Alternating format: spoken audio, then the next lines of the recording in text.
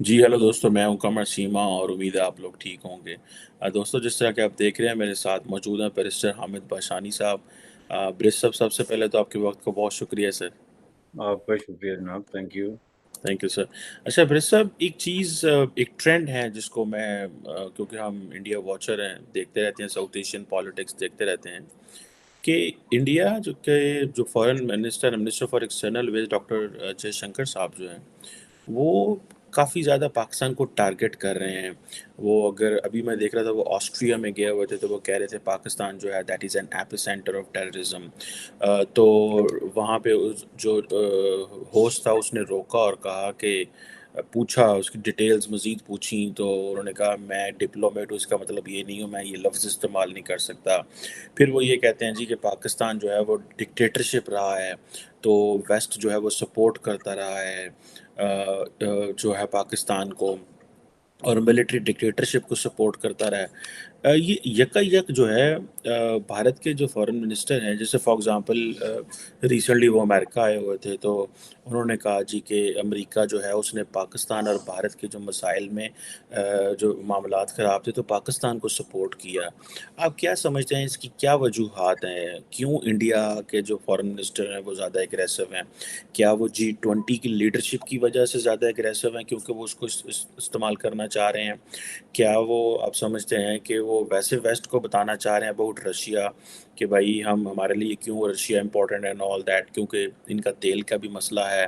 Waste کے ساتھ، وہ کہہ رہے ہیں تیل نہ لیں، اس طرح کی چیزیں۔ سو ہاؤ ڈو یو سی دس کہ یہ جو ایک بھارت کی جو لیڈرشپ ہے، پرٹیکولرلی ڈاکٹر جے شنکر جہاں جاتے ہیں، یا کہ پھر وہ بلاول بھٹو زرداری کی کچھ اسٹیٹمنٹس بھی ہیں جو انہوں نے بڑی ٹف دی ہیں، آپ کی کیا انڈرسٹینڈنگ ہے اس حوالے سے سر؟ دیکھیں جی، اس کی ملٹیپل وجوہات ہیں، 3 بڑی وجوہات جو میرے ذہن میں آتی ہیں۔ ایک تو یہ ہے کہ یہ ہسٹوریکلی انڈیا کی سنس 1990s ایک کنسسٹنٹ پالیسی رہی ہے۔ انڈیا کا آپ کوئی فارن افیئرز کا لٹریچر اٹھا کے دیکھیں، کسی طرح کا کمیونکے، کوئی بیان، کوئی چیز، تو اس میں آپ کو یہ 2-3 لفظ جو ہیں، ٹیررزم، سنیک پٹ، ایپک سینٹر، ڈکٹیٹرشپ، یہ آپ کو نظر آئیں گے پاکستان کے تناظر میں۔ دوسرا اس کا جو وجہ ہے وہ ہے پاکستان کے ڈیپننگ قسم کے کرائسس جو ڈیپر اینڈ ڈیپر ہوتے چلے جا رہے ہیں ڈے بائی ڈے۔ اور پاکستان اس وقت جو ہے وہ ایک ایسی کنٹری ہے جس کو آپ اس کھاتے میں ڈال سکتے ہیں جہاں پہ وہ اپنی سروائیول کی جنگ لڑ رہی ہے اور بہت بڑی انسرٹنٹی کا شکار ہے، ناٹ بیکاز آف انڈیا یا اینی باڈی ایلس، بلکہ یہ ان کا جو انٹرنل اپنے کانفلکٹ چل رہے ہیں اور جس طرح کی سچویشن چل رہی ہے اس کے ساتھ جو ان کی اکنامک پرابلمز ہیں۔ اگر آپ پولیٹیکل انسٹیبلٹی، اکنامک پرابلمز، ان کو جمع کر کے تو دیکھیں کہ جو پاکستان کی خواہشات ہیں انٹرنیشنل جو پالیٹکس میں یا ڈپلومیسی میں، وہ اس سے میچ نہیں کرتی۔ اور تیسری جو ریسنٹ ڈیولپمنٹ ہوئی ہے اس میں بلاول بھٹو ایک نئے خون کے طور پہ جو سامنے آئے ہیں، ایک نئی لینگویج اور نئے جوش و خروش کے ساتھ، اور ابھی ریسنٹلی 2-3 انٹرویو انہوں نے جو دیے ہیں جس میں انہوں نے بڑا ایگریسو قسم کا سٹینڈ لیا ہے انڈیا کے حوالے سے، اور اسپیسیفکلی ایک انٹرویو میں جس میں انہوں نے کہ یہ کہا ہے کہ جو رشیا کے وہ سوال تھا رشیا کے تناظر میں، تو اس نمائندے نے سوال کیا تھا کہ جی آپ جو ہے یہ یوکرین کا رائٹ آف سیلف ڈٹرمنیشن اور ہیومن رائٹس، اور یو این سیکرٹری جنرل نے یہ بیان دیا ہے کہ یہ ایگریشن ہے، تو آپ کیسے اس کو کہتے ہیں کہ ہم غیر جانبدار ہیں؟ تو اس نے پھر یہ سوال پوچھا کہ انڈیا کے بارے میں یو این سیکرٹری جنرل نے کتنے بیانات دیے ہیں آج تک، کتنی ریزولوشنز آئی ہیں، اور کتنی دفعہ ہیومن رائٹس کی رپورٹس آئی ہیں، تو اس پہ آپ نے کیا کیا؟ تو یہ ایک طرح کا ایک کافی عرصے بعد پاکستان کے وزیر خارجہ شاہ محمود قریشی کے بعد یہ جو ایک نئی بریک تھرو ہے جس کا جواب میں ظاہر ہے انہوں نے ایک دیا ہے۔ تو ان 3 فیکٹرز کو اگر آپ جمع کر کے دیکھیں تو مجھے اس میں کوئی نئی بات نظر نہیں آ رہی ہے۔ بلکہ نئے حالات میں آپ یوں سمجھ لیں کہ وہ اپنے آپ کو ری ایڈجسٹ کر رہے ہیں۔ اب جہاں تک میں سمجھتا ہوں اس میں ایک بڑی بات یہ ہے کہ جو میں نے پہلا حوالہ دیا کہ اس کا پہلا بڑا فیکٹر جو ہے وہ یہ ہے کہ 1990 سے لے کے، یعنی جب کشمیر میں ملیٹنسی کا آغاز ہوا، یا کراس بارڈر ٹیررزم یا انفلٹریشن یا جو نام بھی آپ اس کو دیتے ہیں مختلف حلقوں میں، تو اس وقت سے پہلے کی اگر آپ ساری اٹھا کے دیکھیں تو ڈکٹیٹرشپس تو اس سے پہلے بہت زیادہ رہی ہیں پاکستان میں، جنرل ضیاء کی ڈکٹیٹرشپ یا اس سے پہلے ایوب خان کی ڈکٹیٹرشپ، لیکن ان کے ساتھ کبھی یہ لفظ ایسوسیٹ نہیں ہوا کہ پاکستان کوئی ٹیررزم کا کوئی ایپک سینٹر ہے، یا وہاں کوئی پراکسیز تیار ہوتی ہیں، یا انڈیا کے حوالے سے کوئی کراس بارڈر ٹیررزم کا کوئی کام ہوتا ہے۔ یہ تو تب ہوا جب یہ سوویت یونین افغانستان کے ایشو کے بعد جنرل ضیاء نے جو ہے وہ افغانستان سے فارغ ہونے کے بعد اپنی توپوں کا رخ جو ہے وہ انڈیا کی طرف کیا، اور وہاں پہ جو ملیٹنسی کا آغاز ہوا تو اس میں انہوں نے اتنا بلنٹلی کیا کہ انہوں نے چھپانے کی بھی کوشش نہیں کی۔ ایک تو ہوتا ہے نا کہ آپ اس طرح کا کوئی کام کرتے ہیں تو آپ اگر یہ کام جسٹیفائیبل نہیں ہے انٹرنیشنل فورمز پہ تو آپ اس کو کسی نہ کسی طریقے سے کسی کور میں کرتے ہیں۔ اب اس وقت حالت یہ تھی، آپ کو ممکن ہے اتنا اس کا فرسٹ ہینڈ ایکسپیرینس نہ ہو، آپ نے پڑھا ہوگا، لیکن ہم نے اپنی آنکھوں سے دیکھا ہے کہ یہ جو ہے یہ جو ملیٹنسی ہے اس کے ٹھیکے دیے جاتے تھے۔ جس کسی کا بھی ملیٹری کے ساتھ یا اسٹیبلشمنٹ کے ساتھ تعلق تھا وہ سب کنٹریکٹر بن گیا تھا ملیٹنسی پروموٹ کرنے کے لیے۔ فار ایگزامپل شیخ رشید نے یہ فتح جنگ اور پتہ نہیں کہاں کہاں جہاں اس کی زمینیں تھی وہاں پہ اس نے ٹریننگ کیمپ کھول لیے تھے، اور وہ کشمیری جو باہر سے آتے تھے بلائے جاتے تھے ان کو لے کے وہاں جاتے تھے، اور ان کو وہاں ٹھہرا کے مہینہ ڈیڑھ مہینہ ٹریننگ اسلحہ وغیرہ دے کے تو پھر واپس بھیجتے تھے۔ اور یہ اتنا اوپن ہوتا تھا کہ ان لوگوں نے پریس کانفرنسز میں اس کا اعتراف کیا کہ ہم یہ خدمات سر انجام دے رہے ہیں۔ میں آپ کو ایک مثال دے رہا ہوں، لیکن یہ چپے چپے پہ ایک ملیٹنٹ کیمپ تھا، اور جس کسی کا بھی کوئی اثر و رسوخ تھا وہ ٹھیکہ لے کے تو یہ بزنس کرتا تھا۔ اور صورتحال یہ بن گئی تھی جس کو انٹرنیشنل جو ویٹنسز ہیں فار ایگزامپل پریس، جس نے خود جا کے اس کو جو ہے وہ آبزرو کیا، وہ یہ تھا کہ آپ علاقہ غیر سے لے کے تو کشمیر کے بارڈر تک درمیان میں 4-5 مختلف قسم کی ملیٹری چیک پوسٹ آتے ہیں، تو آپ علاقہ غیر سے چلیں اور آپ جو ہے وہ جو بارڈرز ہے کشمیر کا اس تک جائیں تو آپ کے اگر پوری گاڑی اسلحہ کی بھری ہوئی ہے، سامنے نظر آ رہا ہے کھڑکی کھولنے کے بغیر کہ گاڑی میں کیا ہے، اور آپ چیک پوسٹ پہ صرف ایک جو ہے وہ کارڈ لہرا دیں جو کسی کشمیری ملیٹنٹ گروپ کا کارڈ ہو، جو کہ آپ 10 روپے دے کے تو راجہ بازار سے چھپوا سکتے تھے۔ راجہ بازار میں وہ جو نہیں بیٹھے ہوتے باہر جو ریڑی پہ، ان کو جا کے پکچر دیں تو وہ دیں کہ یہ مجھے چھاپ کے اسی وقت بنا کے آپ کو ایک کارڈ دے دیتا تھا۔ اور وہ کارڈ لے کے تو یہ جو بہت سارے کشمیری گروہ ایک تو یہ کام کرتے تھے، اور دوسرا چندے کرتے تھے پورے پاکستان میں، جس کو بھارت نے بعد میں ایک فائنینسنگ، ٹیرر فائنینسنگ کا نام دیا، کہ لوگ جو ہے وہ جلوس کی شکل میں جاتے تھے بڑی بڑی مارکیٹوں میں چادر لے کے، تو اس پہ پھر مارکیٹوں والے جو ہے وہ پیسے ڈالتے تھے۔ تو جہاں پہ آپ اتنا بلنٹلی اور اس قدر جو ہے نائیو اور اتنے بے سلیقہ طریقے سے اس طرح کا کام کرنا شروع ہو جائیں تو وہ پھر انٹرنیشنلی ڈاکومنٹ ہوا۔ بعد میں جتنے بھی اس پہ جو ہے وہ انٹرنیشنل آرٹیکل آئے، سپیچز ہوئی، فورمز پہ ڈسکشن ہوئے، تو آہستہ آہستہ ایک پورا آپ کا دوسی ہے جس کو آپ کہتے ہیں انڈیا کا بن گیا کہ جی یہ دیکھیں پاکستان میں تو جس طرف آپ نظر دوڑائیں وہاں پہ ٹیررزم کا بندوبست ہو رہا ہے۔ یہ تھا ان کا ہسٹوریکل پرسپیکٹو۔ اس میں آپ یہ دیکھیں کہ انہوں نے کنسسٹنٹلی یہ 2-3 لفظ جیسے کہ میں نے پہلے کہا تھا وہ اس وقت سے 90 سے لے کے چلاتے آ رہے ہیں،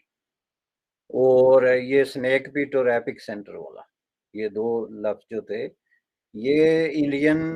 منسٹری آف ایکسٹرنل افیئرز کے کی بورڈز ہیں پاکستان میں ٹیررزم کے سوال پر۔ تو اس کے ساتھ ساتھ اب یہ جو نئی سچویشن آئی ہے، اس نئی سچویشن میں ظاہر ہے کہ پاکستان کی حالت تو بہت زیادہ خراب ہے. اگر ہم اپنے طور پہ اس کا تجزیہ کر کے دیکھیں تو اکانومی تو بالکل جواب دے چکی ہے. ظاہر ہے کہ جب آپ $2-4 بلین کی آس پہ زندہ ہیں، آئی ایم ایف سے لیں یا کسی اور سے لیں، لیکن آپ کی جو دوڑ ہے انٹرنیشنل ڈپلومیسی کی، اس میں تبدیلی نہیں آئی. اس میں آپ ٹیٹ فار ٹیٹ ہیں، انڈیا کو ہر محاذ پہ جو ہے وہ جواب دے رہے ہیں، جبکہ لوگ بار بار دہرا دہرا کے تھک چکے ہیں. بھائی انڈیا کے فارن ریزرو کتنے ہیں، پر کیپیٹا انکم کتنی ہو گئی ہے، جی ڈی پی کیا ہے، ان کے ریسورسز کتنے بن گئے، اس کی پریسٹیج میں کتنا اضافہ ہو گیا، G20 میں آ گیا، اب اولمپک کے خواب دیکھ رہا ہے. یہ ساری چیزیں بتا بتا کے لوگ تک گئے. لیکن پاکستان کی وزارت خارجہ وہی پرانا کھیل کھیل رہی ہے کہ نہیں، ہم اس کو اسی طرح گرائیں گے خالی ہاتھوں سے. اور انہوں نے اپنے وزیر خارجہ کو 2-3 نئی تقریریں لکھ کے دے دی جو وہ جگہ وقت بے وقت پڑھتے ہیں، جس کے نتیجے میں ظاہر ہے انہوں نے ان کو جواب دینا پڑتا ہے. تو میں سمجھتا ہوں کہ یہ ریزن ہے. اس میں کوئی نئی چیز مجھے نظر نہیں آتی، اس میں کوئی زیادہ ایگریسونیس یا اس کو اگر آپ کہتے ہیں کہ انہوں نے سپیڈ اپ کیا، تو میرا ایسا خیال نہیں ہے. میرے خیال میں یہ کنسسٹنٹ پالیسی ہے انڈیا کی. بالکل ٹھیک ہے. اچھا بس صاحب یہ بھی بتائیے گا کہ ریسنٹلی پاکستان کے نیشنل سیکیورٹی کمیٹی نے کہا ہے کہ ہم ملک کے اندر جو دہشت گردی ہے اس کو کاؤنٹر کرنے کے لیے کوئی ملٹری آپریشن کی بات ہو رہی ہے، اور پاکستان کے جو انٹیریئر منسٹر رانا ثناء اللہ نے بھی کہا ہے کہ ہم ہو سکتا ہے افغانستان میں سرجیکل سٹرائک کریں. سرجیکل سٹرائک تو نہیں کہا، لیکن انہوں نے کہا کہ جو تحریک طالبان پاکستان کی جو ہائیڈ آؤٹس ہیں وہاں پہ حملے ہم کر سکتے ہیں، جس پہ افغان طالبان جو ہیں انہوں نے بڑا اس پہ ری ایکشن کیا ہے. تو آپ کیا سمجھتے ہیں کہ وہ جو پاکستان اور افغان طالبان کے جو معاملات تھے وہ کھل کھلا کے عوام کے سامنے آ گئے ہیں؟ ہم ایک دوسرے کے خلاف بیانات دے رہے ہیں. اب پاکستان یہ بھی سمجھتا ہے کہ افغان طالبان ہمارے لیول کے بھی نہیں ہیں، لیکن پرابلم یہ ہے کہ وہ ایک ایسے حکومت تو وہاں پہ بیٹھ کے چلا رہے ہیں، تو ان کا ڈیفینس منسٹر ہمارے ڈیفینس منسٹر کو جواب دے رہا ہے، ان کا انفارمیشن منسٹر ہماری انفارمیشن منسٹر کو جواب دے رہا ہے. تو یہ جو لڑائی ہو رہی ہے الفاظ کی، اور وہ کہتے ہیں جی ٹی ٹی پی کی ہائیڈ آؤٹس تو پاکستان میں چھپی ہوئی ہیں، آپ وہاں پہ ان کو حملے کریں، ہمارے پہ کیوں بات کر رہے ہیں؟ اور پاکستان کہہ رہا ہے نہیں وہاں چھپی ہیں. تو یہ جو نئی وار آف ورڈز ہے، and then national security committee کی میٹنگ ہونا اور کہنا کہ جو ہے وہ افغانستان کے اندر ہمیں دہشت گردی سے لڑنا ہے، اور افغانستان کے اندر حملہ جو ہے وہ ہو سکتا ہے. اس کو آپ کیسے دیکھتے ہیں؟ اس سے تو وہ پاکستان کی جو 40-50 سالہ افغان پالیسی ہے وہ تو ایکسپوز ہوگی ساری، اور پتہ چلا کہ ہم جن کو لانے کی باتیں کر رہے تھے وہ تو آ کے کچھ اور ہمارے لیے جو وہ کر رہے ہیں. So how do you see this as well sir? دیکھیں جی، پہلی بات اس میں جو ہے نا وہ لیول والی ہے کہ اگر پاکستان سمجھتا ہے کہ یہ طالبان ہمارے لیول پہ نہیں ہیں، تو طالبان کو آپ دیکھ لیں کہ وہ امریکہ کے کس لیول پہ آتے تھے یا روس کے کس لیول پہ آتے تھے. ان کا جو طرز زندگی بن گیا ہے، لائف سٹائل جس کو ہم کہتے ہیں سادہ الفاظ میں، وہ جنگ ہے. اور اسی جنگ کے ارد گرد ان کی زندگی کے باقی معاملات جو ہے نا وہ ایڈجسٹ ہو گئے ہیں. اب وہ ایک ایسی کیفیت میں رہنا پسند کرتے ہیں جس میں اس طرح کا خون خرابہ اور قتل و غارت گری اور ایک ٹینشن کی کیفیت ہو، چونکہ ان کے پاس اگلا کوئی پروگرام نہیں ہے. اور اگر ٹینشن ختم ہو جائے تو پھر ان کے اپنے جو وار لارڈز ہیں وہ پھر آپس میں لڑنا شروع ہو جاتے ہیں، چونکہ ان کے ذریعہ انکم اور ان کا خوف ختم ہو جاتا ہے. افغانستان کی جو پولیٹیکل اور سوشل جو ڈائنامکس ہیں ان کو اس چیز کو سمجھے بغیر ہم نہیں سمجھ سکتے کہ ان کی جو معیشیت ہے یا ان کی سیاست ہے یا ان کی جو ایون روحانیت ہے وہ اب جنگ و جدل اور ایک دشمن کے ہونے سے مشروط ہو گئی ہے. خواہ وہ دشمن پاکستان ہو، امریکہ ہو، کوئی ہو، چونکہ یہ ان کی اپنی ایگزسٹنس کا سوال اس لیے ہے کہ اس طرح کی سوسائٹی میں پھر آپ ایک اگلا سٹیپ اٹھاتے ہیں نا، سوسائٹی کو ریفارم کرتے ہیں، فیکٹریاں لگاتے ہیں، یونیورسٹیاں کھولتے ہیں، سوسائٹی کو آپ جو ہے وہ مارکیٹ میں لے کے آتے ہیں، تو اس کے تو وہاں نہ ان کا کوئی پروگرام ہے نہ آثار ہے. تو اس لیے لڑائی ان کا طرز زندگی ہے. اور وہ پاکستان کے خلاف بھی میں آپ کو بتا دوں کہ اگر 30-40 سال سے وہ لڑ رہے ہیں روس یا امریکہ کے خلاف، تو پاکستان کے خلاف تو آرام سے 200 سال وہ لڑ سکتے ہیں. बड़े बड़े आराम से, क्योंकि यहाँ की वो सारी जो है ऊंच नीच से वाकिफ हैं, जो यहाँ की जियोग्राफी है, रास्ते हैं, असला कहाँ से आता है और कहाँ जाता है, पाकिस्तान में हु इज हु, और किसको कैसे जो है वो खरीदा या बेचा जा सकता है, किसके जज्बात को छेड़ा जा सकता है। पहली बात ये है, तो इसलिए मैं समझता हूँ कि ये बड़ी गलत पाकिस्तान की शुरू दिन से ये पॉलिसी रही है कि अफगानिस्तान कोई हमसे कम किस्म के लोग हैं और हम उनको हैंडल करेंगे, जिसके नतीजे में उनके जहन में एक वक्त में ये आ गया था कि क्यों ना हम अफगानिस्तान को अपना 5वां सूबा बना लें। यू वुडेंट बिलीव, लेकिन एक वक्त में एस्टेब्लिशमेंट ने बाकायदा अपनी मीटिंग में ये बात डिस्कस की और उन्होंने कहा कि ये वैसे भी ये लोग और ये मुल्क हमारे सर तो पड़ गया। ये उस वक्त की बात थी जब जिनीवा अकॉर्ड हुआ था ना, तो जिनीवा अकॉर्ड के तहत बाद में किसके हवाले हुआ था? अफगानिस्तान। जाहिर है अमरीकियों ने कह दिया था पाकिस्तान को, ठीक है जी आप जाने तो ये पठान जाने, हम जा रहे हैं। और बाकायदा एक लिखाई पढ़ाई के तहत ये हुआ था। तो उस वक्त जो एस्टेब्लिशमेंट के अंदर बाज लोग इस सोच में मुबतला हो गए थे कि ये तो मुल्क हमने फतह कर लिया, अब इसमें हम अपनी मर्जी का जो निज़ाम कायम कर सकते तो क्यों ना हम इसको सूबा बनाएं। और ये बड़ा अरसा सूबे की बात चलती रही। अफगानिस्तान के अंदर जो पाकिस्तान के खिलाफ नफरत है आम आदमी में, उसके पीछे ये बहुत सारे फैक्टर्स में से एक ये भी था कि ये हम पे कोई कब्जा करना चाहते हैं, क्योंकि जब तालिबान की शक्ल में वहां पे जो रजीम आया तो उसको इन्होंने जिस तरीके से यूज करने की कोशिश की और उसको यूज करके तो ये अपने बॉर्डर्स इश्यूज और इस तरह के दूसरे मामला हल करने की कोशिश की, उनको छेड़े बगैर और उनको बताए बगैर कि भाई ये मुल्क जो है ये जंगो जदल के अलावा भी इसका कोई मकाम है या जरूरत है। आप कोई यहाँ तामीर और तरक्की की बात करें, कोई सड़क की बात करें, पानी बिजली की बात करें, आप तो घुमा फिरा के वापस वही बातें कर रहे हैं। तो ये उन्होंने नहीं किया। इस वक्त भी बात यही है कि अफगानिस्तान के अंदर ये जो लोग हैं ये मुख्तलिफ ग्रोह का एक मजमुआ है, जिनका जरिया इनकम और तर्ज जिंदगी जंग से जुड़ी है। उनके पास कोई मंसूबे नहीं, कोई होप्स नहीं, कोई फंडिंग नहीं, कोई इंटरनेशनल कर्जे नहीं, कोई ह्यूमैनिटेरियन एड नहीं, कुछ नहीं है। तो जाहिर है कि उनके लिए ये सबसे आसान रास्ता है कि बंदूक उठाई और खड़े हो गए जनाब। तो अगर ये पाकिस्तान समझता है कि इस तरीके से उनको कंट्रोल कर लेगा, तो ये बड़ी उनकी गलतफहमी है। और ये मैं बताऊं आपको कि इसी वजह से ये जो टेंशन है मौजूदा वक्त में, सिर्फ ये नहीं है कि डॉलर अफगानिस्तान में जा रहा है। इस वक्त तक पाकिस्तान का कितना डॉलर जो है वो अफगानिस्तान में जा चुका है, ये तो खैर माहिरीन माशियात को पता होगा, लेकिन ये स्टैट्स जो हैं बड़े अलार्मिंग हैं। उसके बाद टेररिस्टों को जो है क्रॉस बॉर्डर फैसिलिटेशन वहाँ पे फैसिलिटेट किया जा रहा है, उनको शेल्टर दिया जा रहा है, उनको ट्रेनिंग दी जा रही है। प्रॉक्सीज सारी जो डीएक्टिवेट हो गई थी वो दोबारा एक्टिवेट हो गई हैं। ये पाकिस्तान में आपको जो ये मुतवाज़ी हुकूमत की कहानियाँ सुनाई देती हैं जी कि वहाँ पे कोई पैरेलल गवर्नमेंट बन गई अफगानियों की, ये जो तालिबान की, या कोई इनकलाबी हुकूमत का ऐलान हो गया, ये सारी महज कहानियाँ नहीं हैं, बल्कि ये उनके सर्कल्स में ऐसी चीज़ें हैं जो डिस्कस हो रही। तो बिल्कुल सही कह रहे हैं। ये अफ़गानिस्तान जो है ये पाकिस्तान के लिए कॉन्टीन्यूसली दर्द सर है, और मेरा ख़्याल है इसके जो जो अप्रोच होनी चाहिए वो, क्योंकि एक मुझे लगता है होलिस्टिक अप्रोच नहीं है। सारे पाकिस्तान जो है उसको लेकर के प्लान नहीं बनता, ऊपर लीडरशिप फैसले करके थोप देती है। आप खैबर पख्तूनख्वा के लोगों को पूछें, आप बलूचिस्तान के लोगों को पूछें जो बॉर्डर के ऊपर हैं, और उनसे भी इनपुट लें, पश्तून नेशनलिस्ट से भी इनपुट लें। क्योंकि कहा तो ये जाता रहा माजी में कि हम पश्तून नेशनलिस्ट का मुतबादल जो है वो इस्लामिस्ट लाने चाहते थे, ताकि उनको कंट्रोल करना हमारे लिए आसान है, बजाय इसके जो ये जो पश्तून नेशनलिज्म है इसकी ट्रांसनेशनल करंट्स हों, वो हमारे लिए ज़्यादा एक चैलेंज है।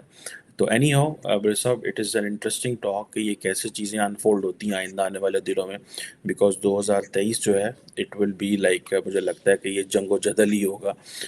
इंटरनली भी जंगो जदल है, क्योंकि सियासी तौर पे पाकिस्तान में मामलात ख़राब हैं, सियासतदान लड़ रहे हैं, इमरान खान साहब के मसाइल हैं, बल्कि मैं आज देख रहा था सुप्रीम कोर्ट उनके बारे में कह रही है कि जी गो had on so many cases, और रीजनली भी जो है वो चैलेंज पाकिस्तान के लिए। बढ़ते जा रहे हैं। Thank you very much mister Hamid Bashani साहब sir, it was a pleasure talking to you. Thank you जनाब।